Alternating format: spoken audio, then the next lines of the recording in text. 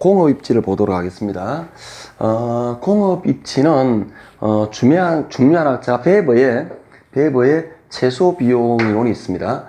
베버의 최소 비용은 베버는 노동비, 운송비 이런 것들에 대해서 종합적으로 판단해서 생산비, 즉 비용이 가장 최소가 되는 지점에 이 지점을 찾아서 공장에 입지하는 것이 가장 최적 입지다라고 주장을 했습니다. 그래서 비용이 가장 작게 드는 이런 지점에서 정의를 내렸다라고 보시면 됩니다.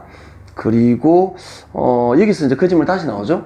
베버는 세 가지를 중요하게 생각했습니다. 노동비, 노동인건비, 그 다음에 수송비, 그리고 직접이익중인데 그 중에서 가장 운송비를 가장 중요하게 본 거죠. 운송비는 재료 운송비와 그 다음에 제품의 운송비와의 차이, 이런 것들에 대한 차이, 이런 것들에 대해서 가장 중요하게 생각했다라는 거죠. 즉, 운송비가 가장 부담스럽다. 예를 들면은 운송비, 좀 이따 정리하겠지만요, 운송비는 크게 둘로 정리하게 됩니다.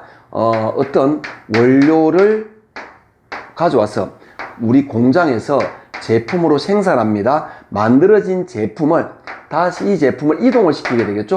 판매하는 곳에. 그러면 원료의 운송비와 제품의 운송비, 돌려서 말하면 원료의 부피와 제품의 부피, 원료의 무게와 제품의 무게가 어디가 무거우냐라는 관점. 만약에 이 원료가 만약에 부담스럽다라고 가정하면은 우리의 생산 설비는 원료 산지 가까이 있어야 되겠죠? 핵심. 원료가 수송비가 부담스러우면 원료 산지에 가까이 다가가야 됩니다. 그 이유는 원료 수송비가 부담스러우니까 원료 수송비를 줄이기 위해서 원료지 가까이 다가가게 될 것입니다. 반대로 이제 제품에 대한 수송비가 부담스러워요.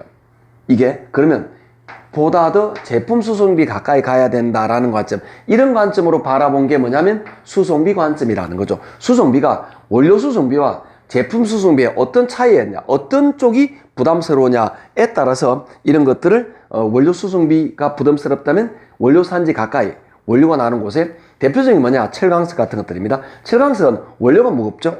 근데 원료를 가지고 이런 가지고 철을 만들고 나면은 그 뒤로는 규격화된 무게가 나오겠죠. 이렇게 될 때는 원료 산지 가까이 공장에 있을 것이고요. 그런데 원료가 무겁지 않아요. 예를 들어 콜라 같은 거 생각하시면 됩니다. 원료는 가벼운데 만드는 과정에서 무게가 늘어납니다. 이런 경우는 제품 산지, 소비지 가까이, 이럴 때는 제품은 소비 산지 가까이 입지하게 될 것이다 라고 이해하시면 됩니다. 만약에 수송비에 큰 차이가 없다.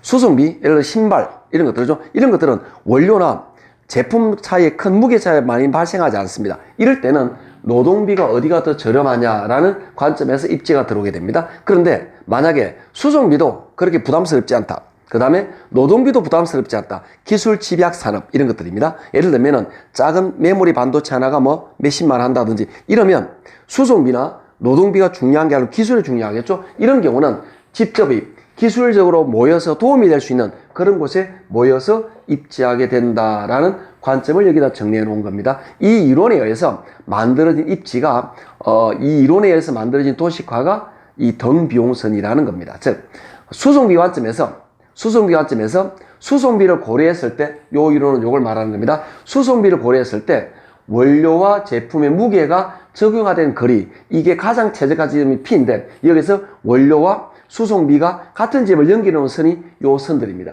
이 선 내부에 있으면 같은 위치다라는 관점에서 파악한다라는 이야기입니다.